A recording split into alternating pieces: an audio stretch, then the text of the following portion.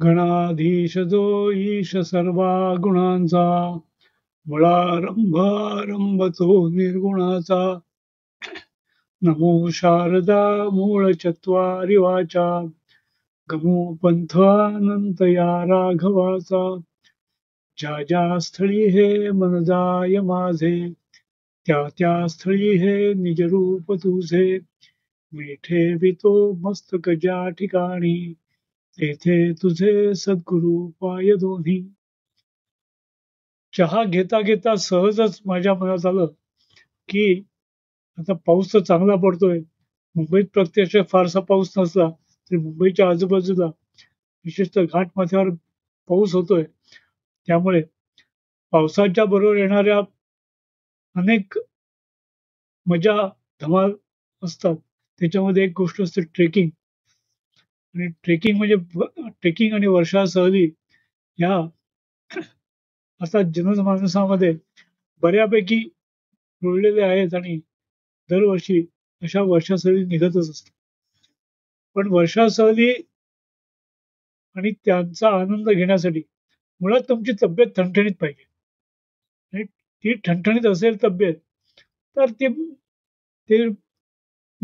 त्या धबधब्यामध्ये डुंबणं, त्याची मजा घेणं, आनंद घेणं, पावसात यथेच्छ भटकणं, त्या खाली आलेल्या ढगांमध्ये वावरणं, त्याचा आनंद घेणं, या सगळ्या गोष्टींचा आनंद आहे. आणि तो घ्यायचा असेल तर तब्येत ठणठणीत पाहिजे.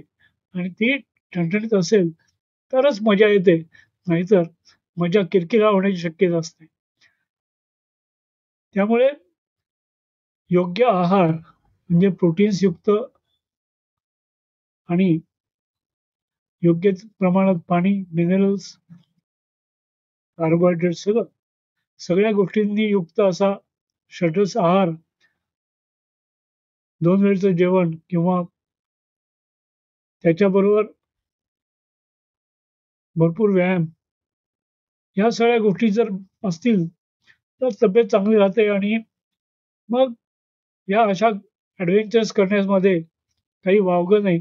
इनफॅक्ट ती मजा अधिक चांगल्या प्रकारे अनुभवता येते.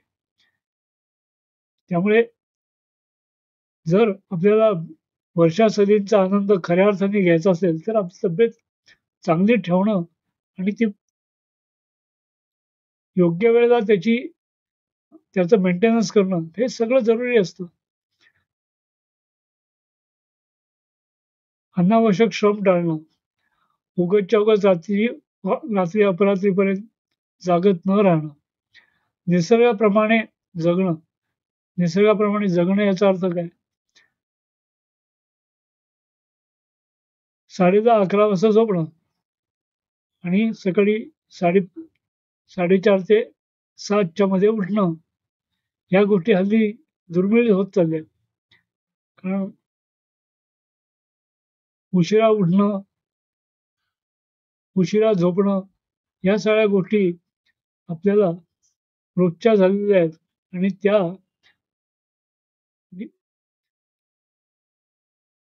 आरोग्यपूर्ण नक्कीच नाहीत, पण तरी सुद्धा ह्या गोष्टी रोजच्या झाल्या आहेत. आणि त्यामुळेच प्रकृती ठणठणीत नाही आणि वेगवेगळ्या आजारांना बळी पडावं लागतं. आणि तसं जर नको असेल तर आपल्या तब्येतीची काळजी चांगली घ्या. तब्येत ठणठणीत राहिली तर वर्षा सहलींचा अनुभव घ्या, आनंद घ्या, मजा लुटा. आणि अर्थातच त्याच्याबरोबर व्यसनं नसतील ह्याची काळजी घ्या. कारण व्यसनं जर असतील, बरोबर जर दारू असेल तर त्या वर्षा सहलीचा आनंद किरकिरा होण्याची शक्यता अधिक. आणि आणि ह्या सगळ्या गोष्टींमध्ये डोकं चांगलं असणं म्हणजे बुद्धीने नव्हे पण भावनात्मकता ही जर चांगली असेल तर ती वर्षा सहल आनंददायी ठरते. तशीच ती तुम्हाला हो अशी ही वर्षा सहलीची कहाणी इथेच सुफळ संपूर्ण करू. जय जय रघुवीर समर्थ.